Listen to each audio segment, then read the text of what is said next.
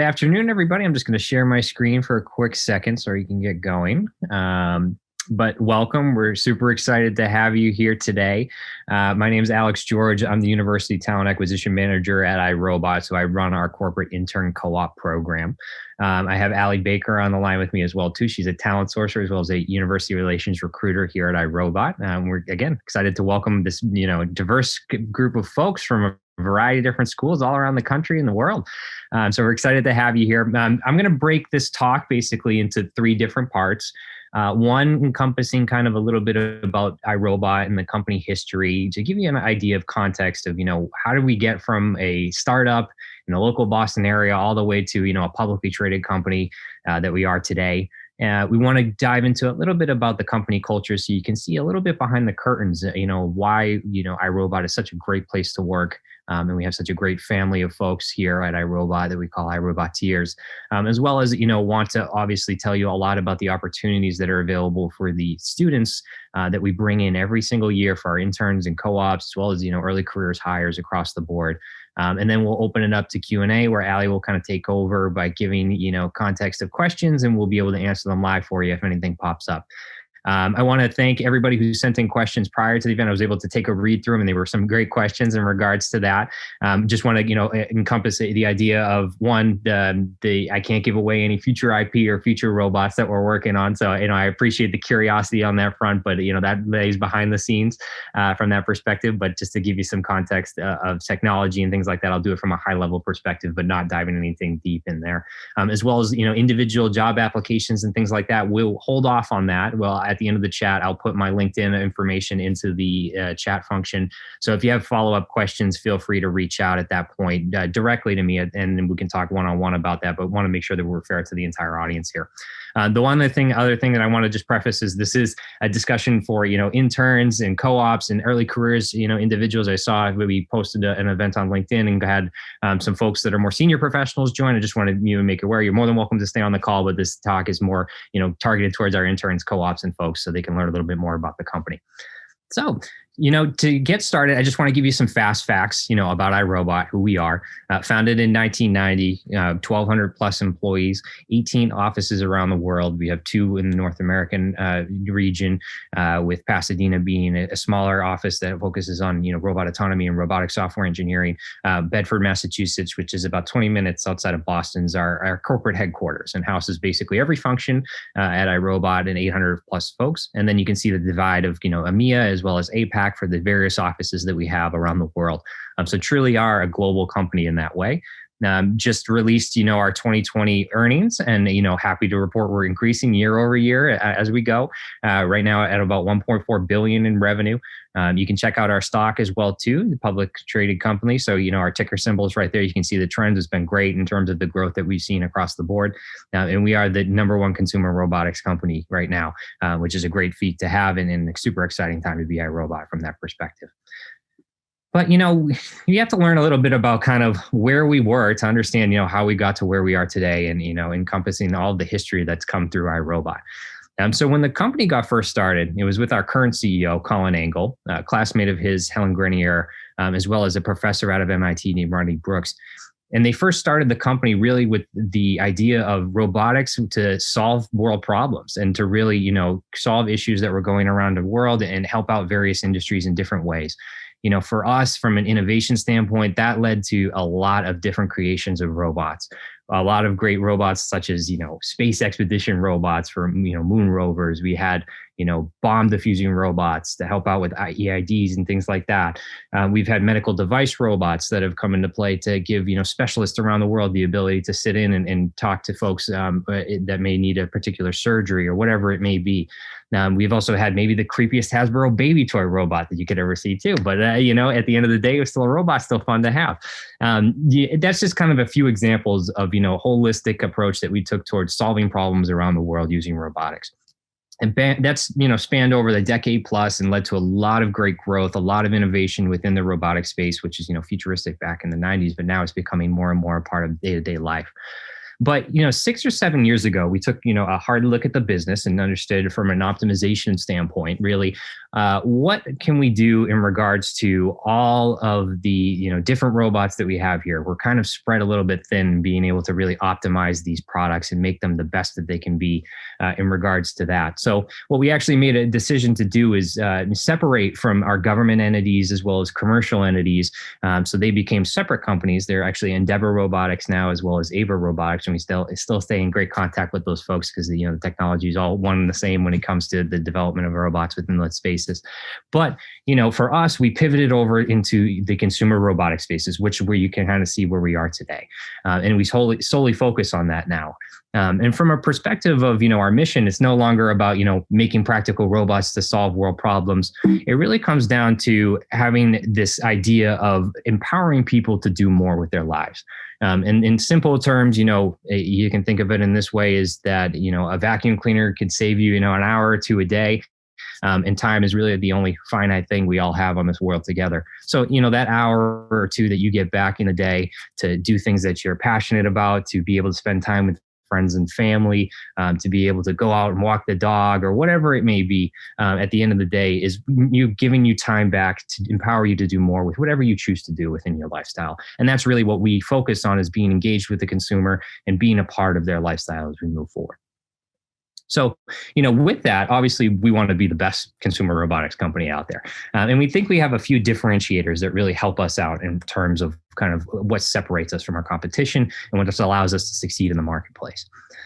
First and foremost being that we have a portfolio of different robots. So we have obviously our Roomba, which is probably the most well-known product across the board from our company's standpoint, founded in 2002 and has revolutionized the robot vacuum cleaning industry since. We also have a little less popular robot, but potentially known from some folks, is called the Braava, and it's an indoor floor care product as well too. But it's a mopping version of said product, and it does have three different models with that: an entry level, a mid level, and a premium model. Roomba having probably 8 to 10 different ones along the way too, with a bunch of technology expertise going up in the stack as you get to the top, more premium models.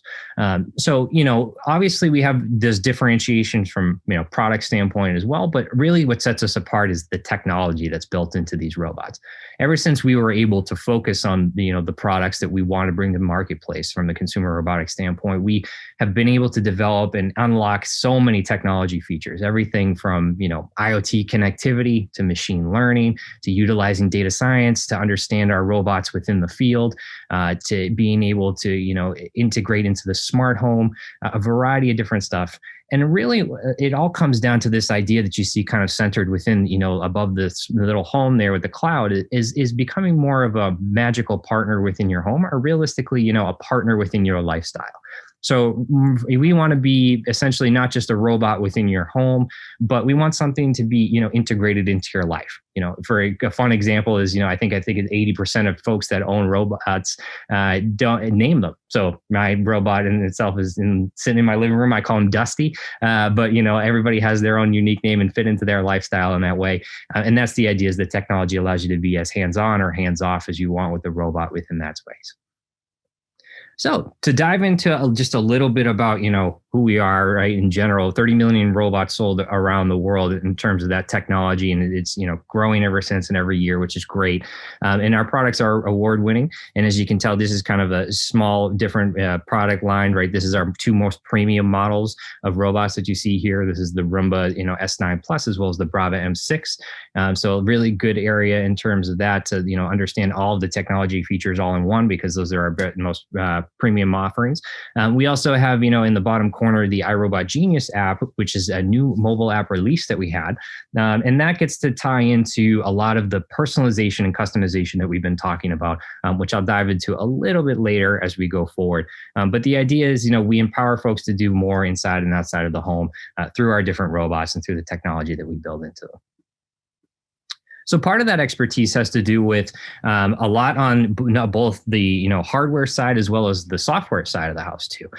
So they work in tandem to really create a holistic product and something that you can really understand from the environment and really fit into your home and your lifestyle in that way. So you can see we'll go through kind of a little bit about each one so you can understand some of the cool technology developments that have happened. So, Imprint smart mapping technology, that really has to do with, our navigation teams, our robot autonomy teams, and they're building out essentially the ability to see different objects within the home to understand its environment better. And that allows it to navigate through and can do good things when it comes to mission completion and finalizing jobs, which is what you send it off to do, to vacuum your particular area or your entire first floor or whatever it may be. And that technology allows it to understand its environment better, understand all the variances between the environment, different rugs, tile, hardwood, different types of furniture, a lot of different things along the way. So using that mapping technology, we are able to, expedite our ability to understand your home and understand a better way to go about cleaning that home as we go through. You also have things like, Imprint link technology, what has to do with the communication between the robots. So now you say if you have a bundle package where you have a Roomba and a Braava within your home, you can actually send them out both at the same time and say, Roomba, why don't you go clean the living room? And Braava, why don't you go mop the kitchen? And when you're done, switch. So, basically the robots inherently know when the other's finished with the product, that you're able to switch in the environment and then go about it. That's a kind of a combination between the mapping technology, understanding that. But the ability for the robots to communicate through one another is a key thing for our future state, and being more and more able to customize into somebody's lifestyle. And then you can see simple things like the mapping technology that we have allows you to identify rooms now too. So now you can clean just the living room versus just the kitchen or your bedroom or your bathroom or whatever it may be that way. Or you can clean the entire floor if you want to. So that mapping technology also allows, IoT connected devices like Amazon Alexa or Google Nest to enable some more voice control components as well too. So you can now dictate to Alexa that you want Roomba to go clean your living room, and inherently will know how to do that and go out and do that for you. So a lot of cool advancements on that front. We also have some cool stuff happening when it comes to machine learning capabilities. So as it starts to understand patterns and understands your environment a little bit better, it now optimizes the best route to go about things from an efficiency standpoint. So that's another great thing to have, and a very futuristic type of thing that a lot of smart people are working on behind the scenes. But in terms of that, a lot of escape patterns, different things like that to help out with the technology and really optimizing the flow of the robot through the home. So it's not just all software as well too. We always have to give credit to our hardware folks who actually build the physical product, which is important as well. But they've come up with a great platform of physical solutions that we utilize, and that has to do with obviously the creation of the robot, but also what goes into the actual components to make it work the way it does. So everything from there's no longer any bristles at the bottom. We actually have rolling pins to suck up dirt now. You see the 3-stage cleaning where it goes into a specific set out within the robot, and sucks up with 40 times the suction if you have our most premium model along the way. So a lot of power going into the robot, making a better vacuum out of it at the end of the day. We also have at the end of the day some different looks to our robots as well too. You saw on the previous slide that the S9 Plus actually has a square front, and that's so it can get into the corners and have a wider facing mouth to suck up more dirt that way too, to more efficient cleaning and having a little bit more on the corners technology there too. So that's a good little feature for the product's newest model in that way.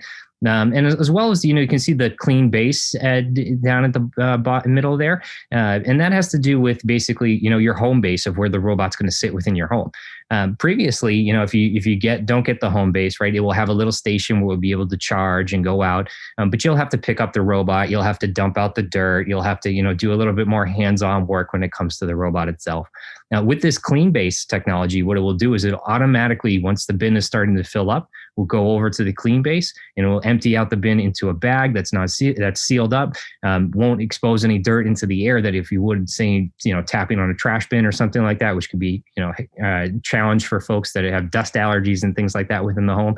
So this allows you to, pull out the particular bin, replace it, easy peasy, and get on to the next cleaning session as you go through. And we also have some features like resume and recharge as well too, where if the product is, lowering on battery, it can actually go back to the home base now and start to charge itself back up and resume its mission back to where it was. So a lot of cool things that we thought of previously would have died in the middle of your living room. You've been like, why isn't my house not clean, right? But but now you have the ability to, set it and forget it in that way, which is exciting from the ability of all of our engineers coming together to really create such an amazing product in that way. So, I gave a lot of, the technology components within that so you can understand kind of a holistic view. But realistically, right, the understanding of the home is where we're going for our future. So you can see, smart home products plus iRobot products is a great thing, right? We are inherently a smart home product just based off of kind of what we do. But really what helps us out in terms of our partnerships and why we're able to partner with massive companies like Google and Amazon, for these different folks, it is really about, the understanding of the environment and understanding the home, right? That mapping technology and understanding your environment, no matter what it is, allows us to unlock the capability of so many other consumer products as well as IoT products and different things like that. So, if you think of a holistic smart home in that way, right? You say you have an automatic locking door and you have a Roomba and you have, IoT curtains or whatever else it may be in your home. You can essentially now with the mapping technology, you can, say, when I leave for work in the morning, I want you to lock the door, have Roomba start to clean the living room. I want you to pull up the blinds in in my bedroom, whatever it may be.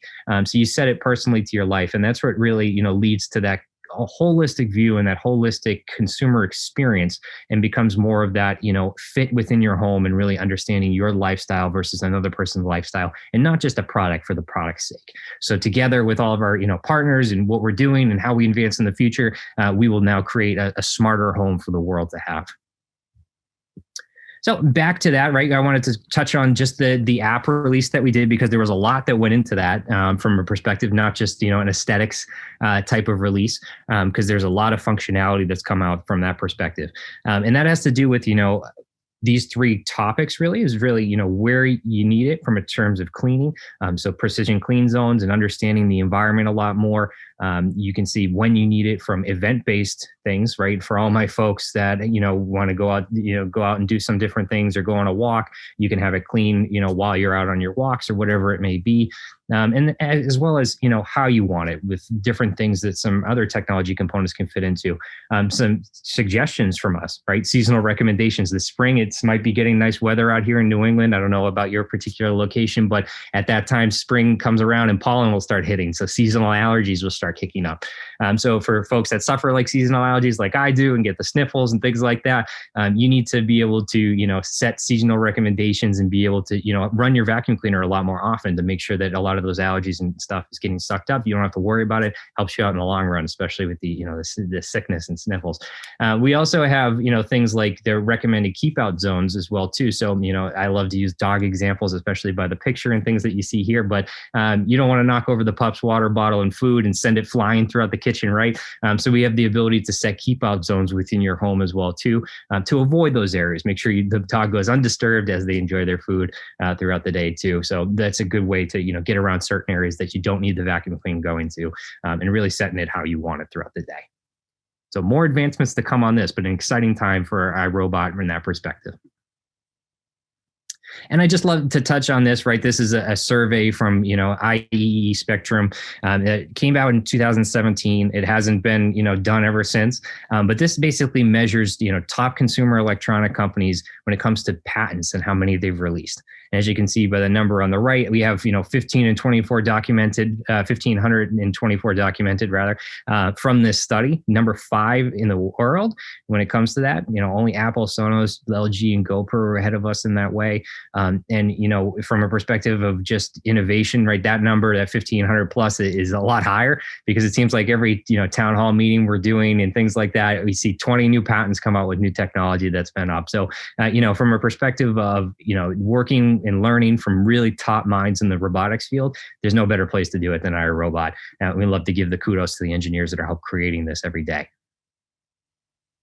So I'm going to take a quick pause there, 1, to get a sip of water, and 2, to transition over to away from the company history as much and focus a little bit more on the company culture. So being able to touch on something that you see in front of you, which is called the Builders What that has to deal with is essentially, about a year ago, from a company's perspective, we released this builder's code, if you will. And what it is entailing a core set of values in which, us as iRoboters live every day that we come to work, right? We set these values up in a deliberate manner to really, mold the culture, understand what we hire for, who we reward at the end of the day, a variety of different things. But it really comes down to, a holistic idea, everything from product development to your everyday lifestyle when it comes to the values of the company. So I want to dive into just a little bit more of each one so you get a better idea of kind of what this looks like from living every day at iRobot. You'll start to see these values kind of intrinsically come up as you go. And we do it intentionally so we can create that culture about what we say, who we hire, what we behave, and what we reward, like we talked about. And we defend and reinforce these behaviors. It's important because we need to do it even when there's, difficult decisions and actions to make as a company, because we are solving so many complex problems along the way. So I'll run through these 6, values at the bottom here so we can take an idea and understand a little bit more about why we do, each one of them and why it really is an intrinsic value in that way. So at the beginning, we say putting consumers first, right? Like we just talked about it. We have a lot of smart individuals at iRobot who can create features like nobody's tomorrow and create a lot of good technology. That's great and everything like that. We do very much appreciate it, and we always need that, pursuing a possibility in that way. But what it comes down to is we really want to identify more and more of that relationship with that customer, like we talked about earlier. So when we say we put consumers first, we don't release features for just features' sake, right? We make sure that we listen to our customers. We have invested a lot of resources and a lot of time into understanding different homes, understanding folks through focus groups in our consumer insights organization. Our data science team has millions and millions of things of data to, break down and present back to the business. And all of that allows us to understand really what the needs are and what the marketing ability of that, product is. So we can now go to market with a product that actually fits into what the consumer wants, rather than just giving too many features at once and overwhelming them, if you will, right? It's all about when is the market ready for the product at the same time as we can create it. So understanding that, we always put consumers first in everything that we do, so we can always push forward together with them and really drive that long-term differentiation from all of our competitors out there. Pursuing possibility, obviously robotics in general is pursuing possibility, right? Now it's a different space. It's futuristic in that way. And it's early days. Even though we're 3 decades into this journey as iRoboters, what it comes down to is we don't know what the future holds for iRobot and for consumer robotics in general. So we're probably only 15% adapted, and adopted rather, in the US market, when we think it could be anywhere closer to 50%, right? So what does that next, percentage look like from terms of growth and what the products look like? Who knows, right? We're excited to pursue that possibility, see what it can be. And we like to, do that from a perspective of innovation and working hard to get to our end goal of being the best consumer robotics company, no matter how many products we release out there. So moving with urgency as well. So this is important, right? I'll take a quote from Colin, our CEO, in this, and in the way that we would rather try and fail, try, fail, and succeed before folks get through the planning stage and try once, right? So we do a lot of things in regards to the development and try a lot of futuristic type things, a lot of cool, work on the back end of stuff. And that's deliberate and on purpose, because we want to make sure that we're moving with urgency. We always maintain our leadership within this, space.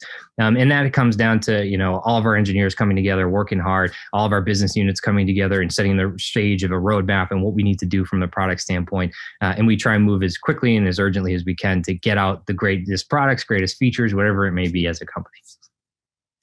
And owning the outcome too, that has to do with, moving urgency, pursuing possibility, right? We're bound to fail every once in a while. We understand that, right? It's important to learn from our failures and take that, into consideration when we move into the next, phase of development or next phase of what we're trying to release from a product standpoint. So when it comes to owning the outcome, we take that as a learning opportunity rather than a failure. And we use that in our next, push of whatever it may be or whatever we tried that didn't work out. You know what? We learned that lesson. Let's get on to the next thing and try something else new. So we always own the outcome and take full advantage of that lesson. Debating and committing, like we talked about, again, we had a lot of smart people, and we not only that, we have a great diverse group of folks within the company, within our engineering teams, as well as our business operations, commercial teams. And what they work on and really come together is the best solutions to very complex problems. So what we do is we get a lot of smart people together in a room and really hash out what's the best way to go about it. From everybody from the product teams to our engineers to our business folks to our commercial folks, they all come together and they all talk about what affects them in these particular situations when we try and solve a problem, and how we come to the best decision is basically hashing it out and using those folks to now come together and push together as a company. So when we do, come up with the best solution for something, we move forward together, we commit as an iRobot to your team, and then we go towards whatever that solution may be or product release may be, and see how the outcome is. But we've all put our collective efforts together to solve that problem. And then my personal favorite, and apparently Allie's too, based off of her background, is having each other's backs. And that has to do with, realistically, iRoboters, right? We consider ourselves one big happy family in that way. We're not just colleagues. Like, the company in the back end, it really cares about one another from that perspective. And we want to see everybody's best self at work. And that has a lot of things that come, in and out of that. But at the end of the day, right, we understand there's highs and lows of every job that you work in. I know for a plain fact, if I'm having a bad day, my team will pick me up, and I'll do the same for them when they're having a bad day, right? That's what it comes down to, because we've all worked together and we're all trying to solve, a great problem of, what consumer robotics can be. So we're all set on that goal, and we all move forward together, and we always have each other's backs through that process. So that's kind of high level, about the Builders Code, so you can understand a little bit about the environment. We do it to attract, an energized workforce from diverse backgrounds, and that really drives success of the company forward. But one other point I really want to touch on, and it really, we hit on it a little bit during the, the commit stage, the debate and commit stage, is having to do with, our diversity and equity and inclusion efforts that we have at the company as well too. And iRobot takes a strong stance in the sense that everybody out at the company has a voice. Who you are, where you're from, it does not matter to us. We hired you because you're a talented individual. We hired you because we believe in you as a person. So we want you to understand that if we do have the opportunity to hire you in an internship, co-op, an entry-level position, whatever it may be, we're hiring you because you're talented, and we want you to bring your whole self to work at the end of the day. We also have, a lot of offerings when it comes to the standpoint of the actual company, from diversity, equity, inclusion, and really understanding, educational components of this, right? Unconscious bias, different areas along, social matters and things that are happening. So we host a lot of events. We have things, in terms of external speakers coming in all the time. We have, quarterly events through our employee resource groups, who are awesome to work with. You love to get to meet them, and it's a great way to get involved and get to meet people throughout the company, as well as become an ally for, folks that really, needs the support in different areas. So it's really important from that perspective to come together as a group. We all care about each other, at the end of the day. And iRobot, everybody has a voice. And I can't go out through, talking about the company culture and all the fun stuff, and not giving kudos to our facilities team in at least one manner, because I want to, shout out where we work as well too. And obviously COVID has put a wrench in, in the office work and things like that, as most of us are in a remote environment still, but hopefully, fingers crossed, we'll be back soon to being back to at least some form of hybrid or in office. At least I'm excited for that. But want to give, a kudos to our facilities team for the creation and revamp of our HQ in Bedford. They did a whole renovation series around the world in international offices, creating this kind of color scheme and great, context and flow of collaboration space, and really enabling people to come to a place where they'll love to be every single day when they come to work. And as you can tell by some of the pictures, they did a really great job. And I'm excited to get back here to, utilize the space a lot more, state-of-the-art facilities, great, like I said, 25% increase in collaboration space, as well as, our testing labs are second to none when it comes to our engineering folks that would love to get involved in that. But here's a few pictures just to give you a showcase, and hopefully soon we'll be seeing you one day walking around the halls too at iRobot. So, all right, that gives you a little context on kind of the company itself, right? A little bit about the culture behind the curtains of who we are. But now, obviously, you're asking, no, I want to get involved, right? I want to be part of iRobot. And I want to just preach on a little bit about what, we have available to you as a student, and all the opportunities that we do encompass, which is a really vast number of them for an early careers, program. When it comes to internships and co-ops, we're kind of a full year 3-season type of, work when it comes to, our intern co-op program. We hire 100 plus interns and co-ops every single year. This last year was 120 interns and co-ops.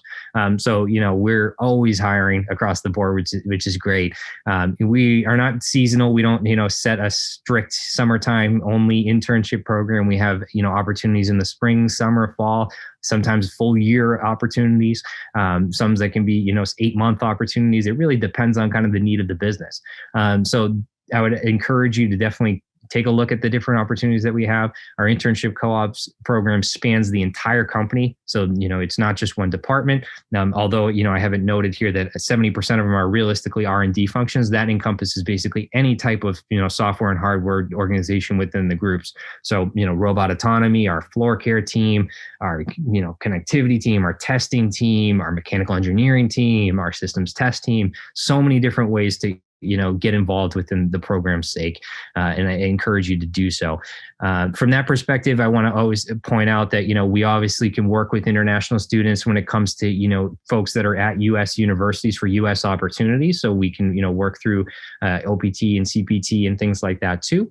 One other stipulation of our intern program is we have the ability to hire you a year post-grad of your accredited degree program. So that's an exciting thing. If I know how competitive the early careers market is from finding a job standpoint. And if you want to test out Irobot just as much as we want to test you out, an internship or co-op might be the way to go. So it's a great way to get your feet wet, learn a little bit more about the company, and potentially convert full time down the road as we go as well too. So in regards to, I'm speaking to mostly U.S. opportunities too. I just want to preface that, right? The EMEA teams and APAC teams, if they have opportunity specific, they will be regionally, specific to those areas. So I'd continue to check out the careers page, right? That's important. You keep an eye out from that for all my international students that are joining us today. But I also want to break up the idea of, the entry-level jobs that we have, across a variety of functions. It realistically will be based off of a business need as well, too. So I know a lot of, companies set up or new grad opportunities, they open in January, they'll interview by March so we can have you start in May. We don't have a necessarily set structure like that at the moment. What we do is basically through our planning teams and things like that, the business units will identify a need and we'll release the job at that time in order to hire for it. So you can see probably some upticks based off of the beginning of each quarter because they tend to, have new jobs within the quarter and they want to get started right away when that quarter hits. So you can think of, January, April, June, July, August through that time frame, as well as, through the end of the year, we tend to have fewer positions, but just so you're aware, kind of, I'd say through January through August timeframe, they're on a rolling basis. So, what you can do really is proactively look at the careers page. It's important you stay on top of it from that perspective. All of our jobs will be shared on various job boards like Way Up, Handshake, different things like that. We'll have also some different ones on LinkedIn, et cetera. So you can see it on a variety of platforms from that perspective. But your best bet is always go on www.irobot/careers.com. That'll give you the opportunity to see all of our jobs that we have posted at that moment. So I encourage you to do that from that perspective. And we wanted to give you just a couple of screenshots, right? Down at the bottom on the left side, that's basically what the career page will look like. And there's a lot of great content that our employer brand team and our internal communications team have put out, all revolving around content, more videos on some of the stuff that I've gone into, but a little bit more in depth from some of the leaders and different things like that. So definitely, go check out the careers page anywhere, even if you have a job locked up or anything like that, because it's a great way to learn more about Irobot. But as you can see down at the bottom on the right, next to Danielle Dean, who's our technical director of machine learning, smiling face, you have that view current opportunities button there. If you click that from that perspective at the careers page, it'll take you straight to our ATS system, which is Workday, and it'll allow you to see all of the opportunities that are posted for you.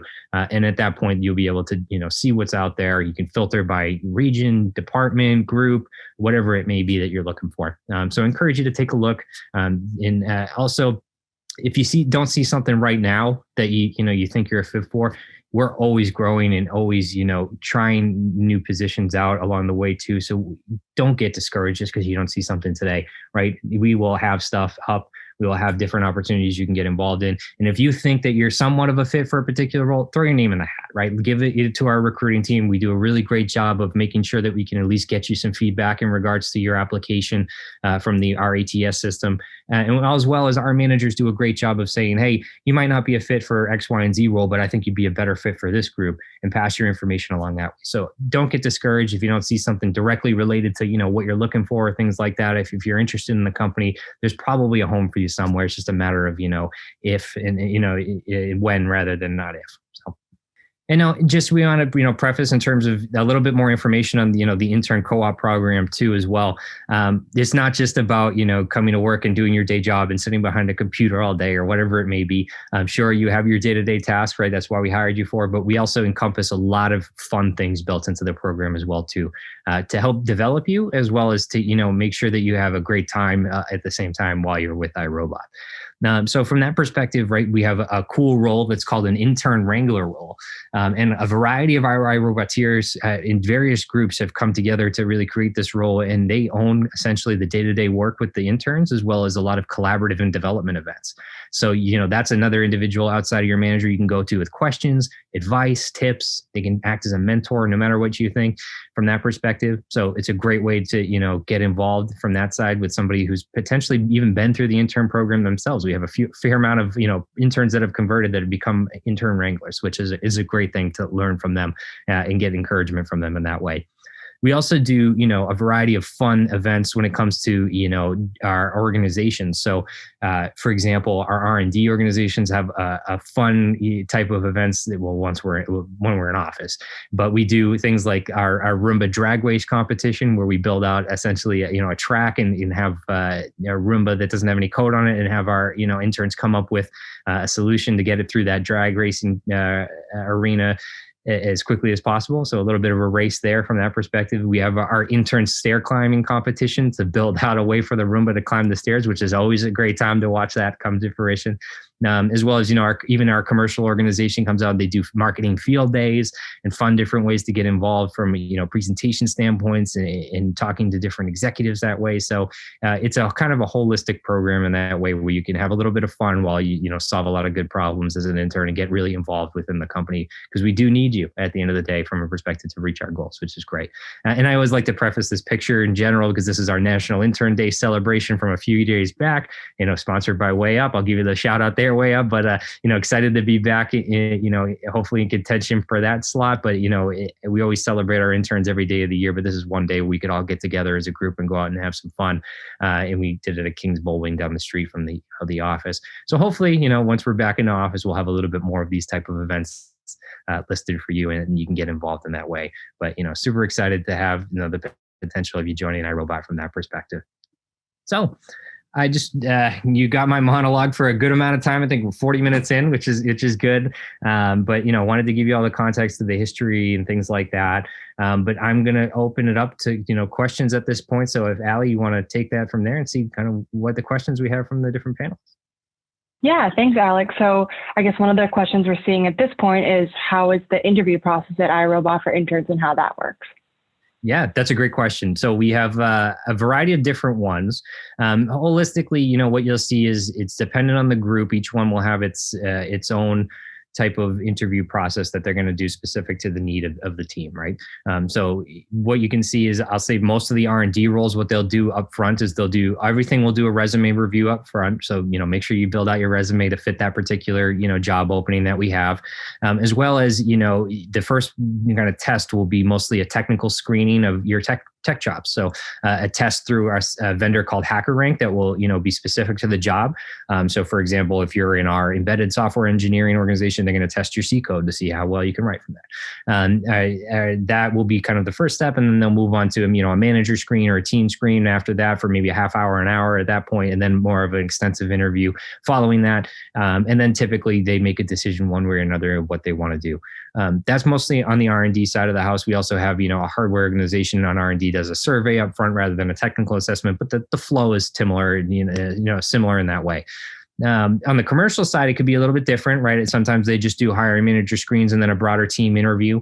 Sometimes they'll do a presentation based off of some of the projects that you've worked on first in front of the whole group of panels, and then talk to the manager and different team members. So it really will vary between the groups, but everything would be communicated to you if you entered the interview process through one of our great intern coordinators.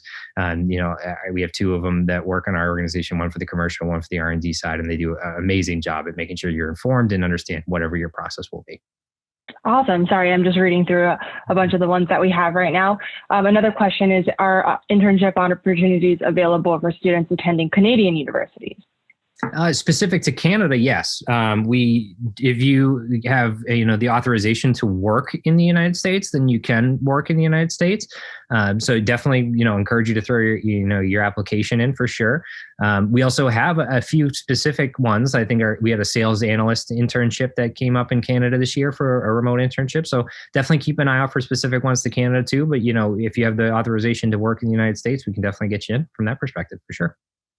Awesome. It looks like we have a live question as well. So I think, Devin, go ahead and turn your camera on or however you want to ask the question. Can you guys see me? We can't see you, but I can hear you. Okay. I don't know what's going on with that, but I had a question as far as how would you guys take whether, because I'm a freshman and I didn't know if you guys only took juniors and seniors because some companies only do that. Yeah. And even so, I have a prior experience and certs. How would you guys take someone like that or approach giving someone an opportunity like that? Yeah, definitely. Yeah, I wouldn't get discouraged based off of being, early in your time in university, right? We hire all levels. This past year, I think we hired 5 freshmen, 7 or 8 sophomores as well too, out of that population. So, throw your name in the hat. What we do to, make sure that we can preface, because we make sure that our teams can, understand a little bit about the need that they need from an intern perspective too, right? So what we do on a lot of the postings that you'll see, you'll have a time frame associated with it up front. So we'll say spring, summer, fall 2021. It'll give you the title so you can understand, the job requirements and as well as the function itself. But in parentheses, we'll normally put the degree level in which you can apply for it. So now some of our organizations, are very specialized and they need to, have folks that are in PhDs in order to do research and things like that, right? But anything that's listed as, an undergrad, you're typically a freshman through senior, you're all eligible for that type of role. And we do hire at that level across the board. So yeah, definitely don't get discouraged if you're, a freshman, sophomore, throw your name in the hat. We've hired plenty of you along the way too. And we'll hire you in the future as well too. Another question that we just got from Brenda, how long is a standard internship? That's a great question. So spring and fall, typically, 6 months around that time frame, but we'll flex based off of kind of the student need as well as the business need. So it could be anywhere realistically from, our summer internships run about 3 months from, end of May, early June through August time frame. But some, groups will have a full year internship, for example. I know our machine learning data collection co-ops and things, they run from, May of this year to May of next year. So there's a variety of opportunities and you'll see kind of the distinction within each job description. But, depending on your schedule, we can work with you to see kind of what, works on your end and we'll work on our end. Awesome. Another question that I'm seeing here is, it's a 2-parter. The first is, how supportive is the team to new ideas, possibly out of the existing customer product line? And how flexible is Irobot in allowing their employees to, switch from project to project within the company? Yeah, that's a great question. I mean, we have to flex and kind of be, pivoting different situations in terms of the need of the business at the time, right? So if you can think about it from, taking new ideas 100%, right? It's one of our core values is pursuing possibilities. So new ideas is built into who we are. And we need to collaborate and do different things and try new things in order to succeed in this environment. So definitely 100% taking new ideas. Jumping project to project is based off of kind of the business need at the time, right? So you can think about it of we may be doing this one really cool project, we have resources committed to it, but then all of a sudden, let's say we have a bug that happens within, one of our robots, right? We're a consumer facing company. So when that happens, we'll get bad reviews in that way. So we need to make sure that we, hustle back and fix that problem. So the resources maybe for that new project that will be coming, a year down the road or whatever it may be, are kind of put on hold for a second so we can address the immediate issue. So, resources move a little bit, depending on the function and things like that. But you're always, put on the most critical business need at the time, as well as, if certain groups that work on, research functions and things like that too. So you can think of it in that way, right? There is definitely ability to flex from project to project, but it's based off of the need. Awesome. Sorry, I'm still just kind of combing through some of the questions here. They're coming in pretty fast. I guess another question that we're getting is any recommendations for what we should be including in our application to increase our chances of, being selected to move forward, anything like that. And also, there's a variety of questions about hard skills versus soft skills, what we're really looking for in that respect. Yeah, that's a great question. The way I position it right is every job is going to have, its hard skill sets that it needs, right? From that perspective, technical skills, if you're an engineer in that way. So I'd take a look at the description, right? Utilize that description as a way that you can tailor your resume to the need too, right? Think of it from a perspective of, you might not have every skill set, but you might have done something that's similar to that skill set, right? So you can word it and put it in a way that, ties into the need of the company at that time. I always, go off a preface that, a lot of people treat resumes as essentially a company history of, what I've done in the past is X, Y, and Z. And, that's important, right? Experience is important, but a resume is not just your work history. It's a value proposition. So what value do you bring to the company at the end of the day? So from that perspective, right, you have to, position your skills in the best manner that you can within that resume in order to sell yourself for the particular company or particular role that you want to do. And what that looks like for you, I'm not sure exactly, right? I would have to, sit down with you, understand a little bit more about, what you've done in the past and things like that. But there's always ways that you can encompass, your skills outside of just, your work history and things like that, and making it show that you have soft skills outside of that. You're targeting, this role because of X, Y, and Z reasons. There's a lot of different ways that you can build out a resume and help yourself in terms of that, job search, and really set yourself apart from different people. Tips of advice, if you have a portfolio and you're an engineer, add it, right? It's important, right? Understand that your showcase of work will be important to show what you've done in the past and, what you've been exposed to. Really talk about what your interests lie in, passion projects, things like that, because that's super important. You want to be able to, showcase your work because you want to do something, right? At the end of the day, it's not just because you want a job, right? You want to be able to show your passions and the stuff that you do. So there's a bunch of different things I could go on a while on that front in regards to that, but definitely, you try your best to encompass the specific job that you're applying for. Be as metric driven as you can, show, what you did, how you did it, what it improved, and really, build up that value proposition of, why you're the best fit for the role. Awesome. Another question that we just got. What types of research do the interns involved in R&D work on?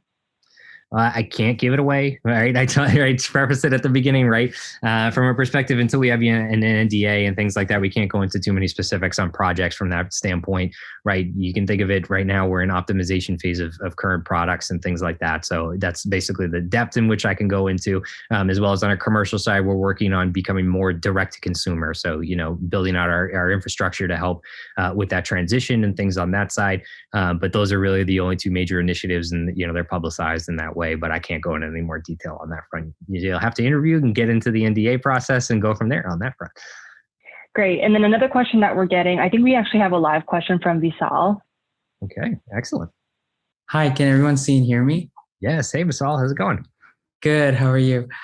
I had a quick question related to the kind of the day-to-day experience at Irobot, and I was wondering if there's something that surprised you about your specific role or your experience there. Surprised me about my specific experience? That's a good question. So you're putting me on the hot spot now. I like it. From that perspective, I think just, how collaborative everybody is at the end of the day.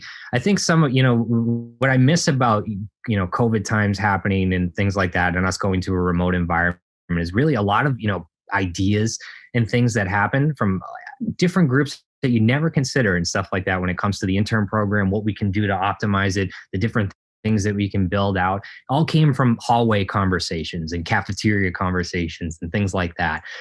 So, the willingness to come up and, help people outside of their job function, right? I had engineers coming to me left and right, like, hey, I thought of this the other day. I want to come talk to you about it. And I would say that happens a lot for various groups because they're always willing to, pitch in and try new things. So I think, my biggest surprise is how friendly everybody is from that perspective to put their 2 cents in, as well as not only do that, not only just say what they think, but have action behind it, right? They want to get involved. They want to do different things. So people are passionate about the holistic company in that way, not just their job function. And I think that for me stood out and something that I definitely miss and want to get back to when we go back to the office. Thank you so much. Awesome. Thanks, Asal. Awesome. So another question that we're getting is kind of revolves around, what it's like to be a co-op or an intern at Irobot. Do you get holidays or day offs like a full-time employee, or do you have remote capabilities? And then what are some of the perks of working at Irobot? Yeah, definitely. So we have you'd be on typical schedules of, the regular employees. So holidays, you definitely take it off. We wouldn't make you work on a holiday. That definitely wouldn't be a good experience for you from that perspective. But, day in the life, you have obviously your day team and things like that you'd be working on. So you have that function. A lot of the groups also have, multiple interns within them. So for example, our mechanical engineering organization hired, 6 interns this past spring, right? So they're all working together in that concept too. So you have the ability to network and meet some folks that are the same age as you in that way. Day-to-day experience is it's really up to you. That's the best part about Irobot is if you go, above and beyond, try new things, get involved across the different companies, initiatives and different things that are happening. You can get a lot of great exposure. You can learn a lot of different stuff. You can get involved in a lot of cool projects. But you could also, if you want to sit back and do the minimum, then you can sit back and do the minimum, but that's not going to get you, ahead in that way, right? From my perspective, the best type of, day-to-day life for an intern is somebody who's, curious and wants to go try new things and get involved in different projects in that way, because we definitely will, allow you to do that from that perspective. And then every day is different. That's the best part about working at a technology company, about a robotics company. No day's the same. You're going to walk in and you'll have, certain things that will pop up one way or another. Stuff will pivot. You'll have to change with the, the company as well too, from maybe this project is no longer relevant, so let's get you on this new one. So a variety of different ways. Every day is different. It's definitely exciting. Awesome. Another great question that we just got. Any tips on how to convert an internship at Irobot to a full-time opportunity? Yeah, I mean, I kind of touched on it a little bit there. I think your preface is to come in and learn as much as you can and execute as much as you can, right? So go out of the way to be a problem solver. Don't be afraid to ask for more work. I think that, we treat interns with a great deal of respect. And I think that we understand that they, bring a lot to the table in regards to helping us grow as a company and helping supplement our workforce in that way. So as an intern, when you come in, I would be curious. I would try new things. I would ask for more and more and more, right? Up to the point where you actually feel sane and working, right? But also to the point so you can learn a variety of different things and have a great attitude towards, work, right? We're always going to test you to see what you know up front, right? When you first come in, learn the company, learn the function, right? What can you do type of thing. But when you do get that and, you master it, you'll ask for more projects, take that proactive approach to do more. That will set you apart from folks that didn't do that, right? Sat back and did the minimum, like I was talking about earlier. That'll make you, stand out. And then at that point, right, we understand that good talent is hard to come by, right? At the end of the day. And if you're good talent, we'll work to try and convert you as long as there's a business need at the time. Great. I guess another question that we're getting at this stage is, I think we touched on it a little bit earlier, but do you guys sponsor H-1B visas? And maybe you could go into that a little bit, the difference between the types of visas and, how it might affect internship opportunities. Definitely. Yep, for sure. We definitely support H-1B visas. The way that we handle it from a company policy perspective is, OPT and CPT for internships is great. You can utilize those. You can utilize those in any point in time. And then as you move into, your first couple of years of full-time work, you can still utilize, if you have a STEM extension and things like that, you can utilize, your OPT in that way to work.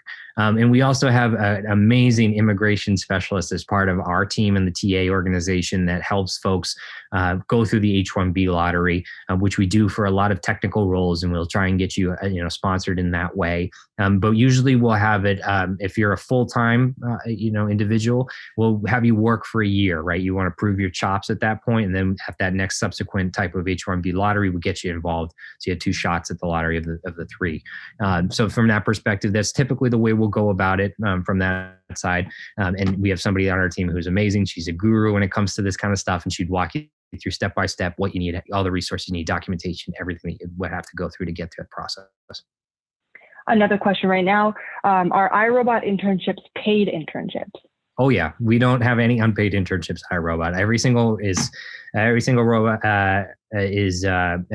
internship at Irobot is paid, and it's paid by basically your degree level as well too. So undergrads, master's degrees and PhDs, you go up in scale based off of the organization and the degree level in which you're at. But every internship is paid. We have no unpaid internships at Irobot. Awesome. Another question that's come in, I think we've had a couple of duplicates of this one, but as an applicant, it can be a little frustrating when you see a job advertised on, for example, Way Up versus, the careers website versus other type of platforms. So I guess as an applicant, which is the best option? Are they all kind of the same? Maybe you could go into that a little bit. Yeah, we utilize a lot of different platforms. I totally get what you mean. A lot of different organizations, like organizations like Way Up, where they're tied to our careers page, it's a lot easier because when we take a posting down because it's filled, the posting will go down on Way Up as well too.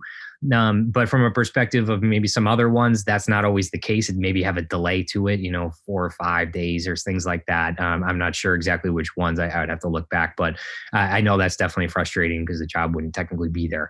So your best bet, careers page, irobot.careers, irobot.com/careers rather. That's your best place because we would update every job that's available and it will be posted there. If it's open and posted, we are recruiting for it essentially. If it's not on there, then we probably filled it or took it down for a reason or behind the scenes. But, from that perspective, the career site's your best bet. Awesome. I think we're almost at time, so I think we'll take a few more questions at this point. So one of the questions here is, if you don't have a lot on your resume, how do we show you or any recruiter some of our skills and our qualifications for the role? Yeah, that's another great point. But when you say you don't have a lot on the resume, it's because you haven't put a lot on the resume. That's at the end of the day, right? Everything that you do, it doesn't need to be work experience. It doesn't need to be, from a perspective of, jobs and things like that. People get caught up in this work history thing, right? This is what we were talking about earlier. You could be a soccer coach, for example, right?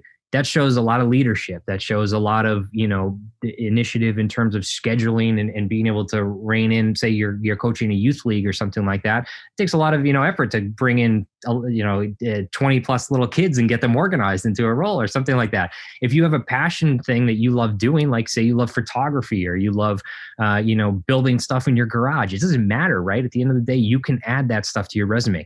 It all comes down to you taking, right? I always say when you're building your resume, right, you want to take a hard look at yourself, right? What do you like to do? What are some of the things that you have done? What do you have a passion for? Write that stuff down, right? It's important for you to understand what that looks like and what you want to do. And that'll help encompass, your resume in that way. Some of the stuff that you don't want to do, you don't want to probably include on the resume, right? So the things like that, build out your, take a look at your life, take a look at kind of what you've done, take a look at your experiences, take a look at the stuff you've got involved in, whether it's clubs, schools, whatever it may be. Just, utilize that as a way to build your resume up. It doesn't need to be specific to work experience in that way. Great. And I think this is the last question we're going to take. If we have any more questions or if our questions weren't answered, would Alex and Allie be the best people to reach out to?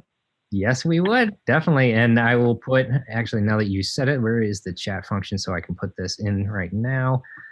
I will put my LinkedIn on here so you can reach out in regards to any questions that you have specific to this. We're super glad you could join us. I know that an hour kind of went by quick for me, at least from that perspective, but you can reach out to any of us. That's my official LinkedIn. Otherwise it won't pop up. So don't worry. That's the only reason I am putting that MBA at the back end of that. So, you can reach out to me or Allie versus, via LinkedIn. Any questions you have, any tips, anything you need, just reach out to us. We're happy to help you out.